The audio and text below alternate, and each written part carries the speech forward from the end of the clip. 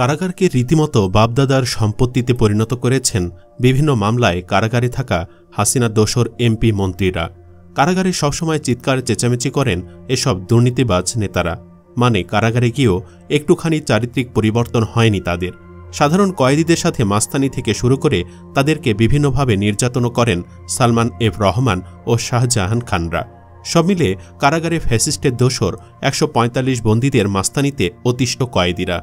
আমাদের এই ভিডিওতে আলোচনা করব কারাগার নামক শ্বশুর বাড়িতে কেমন আছে ভিআইপি বন্দীরা। তাদের সম্পর্কে বিস্তারিত জানতে ভিডিওটি ১ সেকেন্ডও না টেনে শেষ পর্যন্ত দেখতে থাকুন।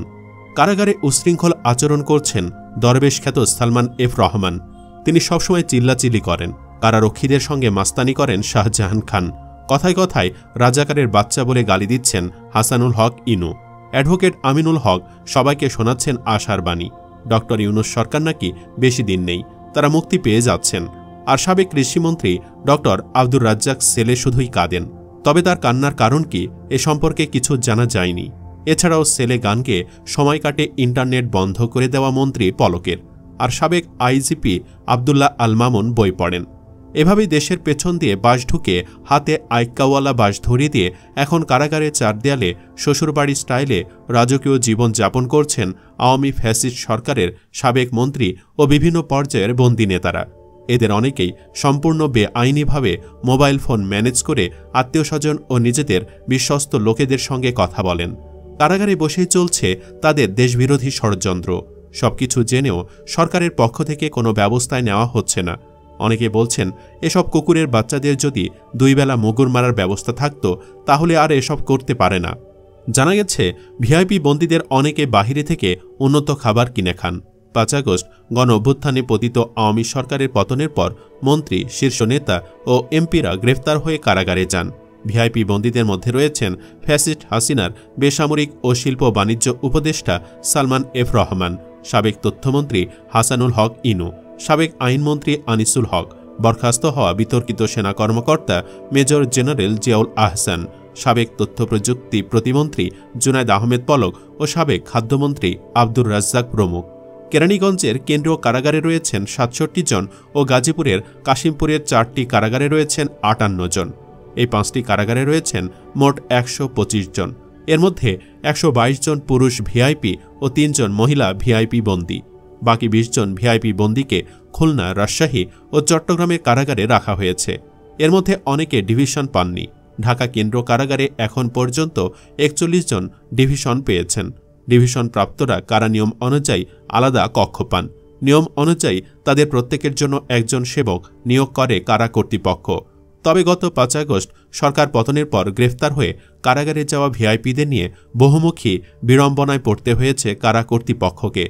একাধিক ভিআইপি বন্দীর উগ্র আচরণ, কারা নিয়ম না মানা, জেল থেকে আদালতে যাওয়ার সময় পুলিশের ওপর আক্রমণাত্মক কথা বলা, টিভি দেখতে চাওয়া, অতিরিক্ত সংবাদপত্র চাওয়া, অতিরিক্ত সেবা চাওয়া ও নিজের মতো করে থাকতে চাও নিয়ে বেকায়দায় আছে কারা কর্তৃপক্ষ।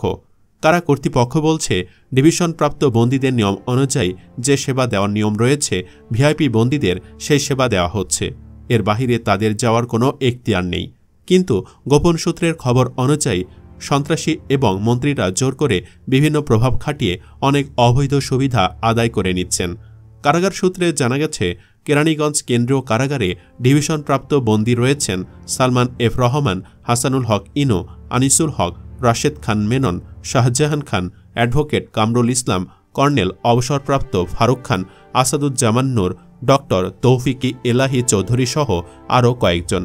এছাড়াও ডক্টর আব্দুর রাজ্জাক, সাধনচন্দ্র, দীপুমণি, জুনায়েদ আহমেদ পলক, আওয়ামী লীগের নেতা অ্যাডভোকেট বলরাম পোদ্দার, একাধিক ব্যাংকের মালিক নজরুল ইসলাম মজুমদার, ইঞ্জিনিয়ার মোশাররফ হোসেন ও টিপু মুন্সি বন্দী রয়েছেন। কারাগার সূত্র জানায় একাধিক ভিআইপিকে নিয়ে কারা কর্তৃপক্ষ বিড়ম্বনার মধ্যে আছেন বলে জানা গেছে। ঢাকা কেন্দ্র কারাগারের ডিভিশনপ্রাপ্ত বন্দীদের জন্য আলাদা সেলের ব্যবস্থা করা হয়েছে। এক একটি রুমকে এক একটি সেল বলা হয়ে থাকে। কোনো একটি সেলে 3 জন থাকেন, আবার একটি সেলে 2 জন থাকতে পারেন। সেখানে আলাদা করে একটি চৌকি, কম্বল, বালিশ এবং মগ, থালা ও বাটি দেওয়া হয়ে থাকে। ডিভিশনপ্রাপ্ত বন্দীদের জন্য আলাদাভাবে রান্না করা হয়ে থাকে। নিয়ম অনুযায়ী তাদের 2টি পত্রিকা সরবরাহ করা হয়। এক সেলের সঙ্গে আরেক সেলের কোনো যোগাযোগ নেই, মুখ উল্টো দিকে। অন্য সেলে যেতে হলে মাঠ দিয়ে ঘুরে যেতে হয়। কারা সূত্রে জানা গেছে, কারাগারে যাওয়ার পর গোলাপ সেলের একটি কক্ষে ছিলেন হাসিনার বেসামরিক ও শিল্প বাণিজ্য উপদেষ্টা সালমান এফ রহমান, সাবেক বাণিজ্যমন্ত্রী ফারুক খান ও সাবেক খাদ্যমন্ত্রী ড আব্দুর রাজ্জাক। কিন্তু দুজনের সঙ্গে সালমানের বনিবনা হয়নি। সালমান ওই কক্ষে সেবকদের নিয়ে বিভিন্ন বিষয়ে চিল্লাপাল্লা করেন। তার সবকিছুতে চাহিদা বেশি। গত 25 ফেব্রুয়ারি তিনি ফোনে কথা বলতে গিয়ে কারারক্ষীদের নজরে আসেন। তবে দরবেশ কিভাবে মোবাইল ফোন পেলেন সে বিষয়ে মুখ খুলতে রাজি হয়নি কারা কর্তৃপক্ষ। গোটা বিষয় নিয়ে ওই সেলে হইচই পড়ে যায়। এমনকি আওয়ামী নেতাদের মধ্যেই ঝগড়াঝাঁটি শুরু হয়ে যায়। কারা সূত্র জানিয়েছে, সেলে থাকা 2 বন্দী রাজ্জাক ও ফারুক কারা কর্তৃপক্ষকে বলেছেন যে যাতে তাদের অন্য ছেলে পাঠানো হয়। পরে সালমানকে অন্য সেলে পাঠানো হয়েছে। কারা সূত্র জানিয়েছে, সেলের মধ্যে টিভি দেওয়ার কোনো নিয়ম নেই।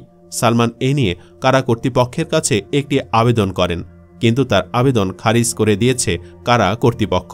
সূত্র জানায়, ভিআইপি বন্দী সাবেক আইজিপি ও জুলাই আগস্ট হত্যাকাণ্ডের অন্যতম মাস্টার মাইন্ড আবদুল্লাহ আল মামুন ও ঢাকা উত্তর সিটি কর্পোরেশনের সাবেক মেয়র আতিকুল ইসলাম গোলাপ সেলের পাশের একটি সেলে রয়েছেন। মামুনকে তার স্ত্রী অনেক বই সরবরাহ করেছেন। সারাদিন তার পড়াশোনা করেই কাটে। আর সাবেক কৃষিমন্ত্রী আব্দুর রাজ্জাক কারাগারে ভেঙে পড়েছেন। তিনি প্রায় সময় বিষণ্ণ মনে থাকেন বলে কারারক্ষীরা জানিয়েছে। কখনো কখনো তিনি সেলের মধ্যে বসে কাঁদেন।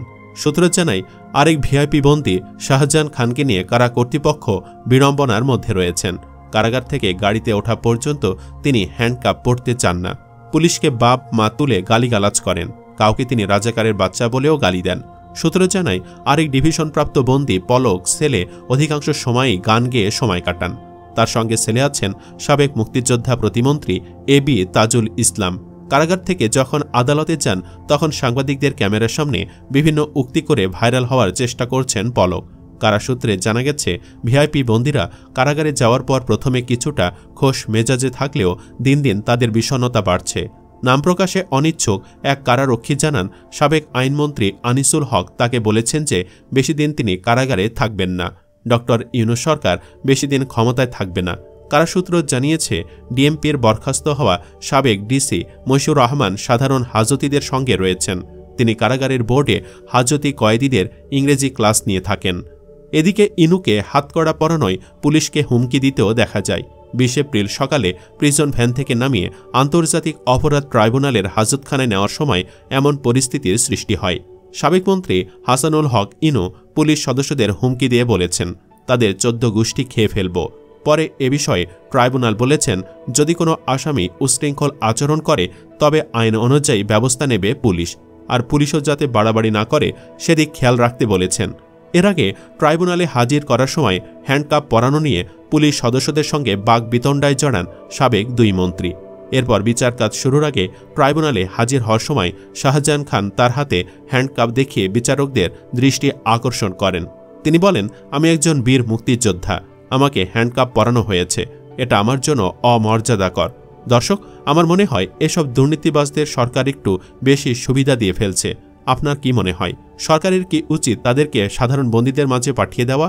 কমেন্ট বক্সে জানিয়ে দিন আপনার যে কোনো মতামত। ভিডিও ভালো লাগলে লাইক দিন এবং শেয়ার করুন। আর অবশ্যই চ্যানেলটি সাবস্ক্রাইব করুন। ধন্যবাদ।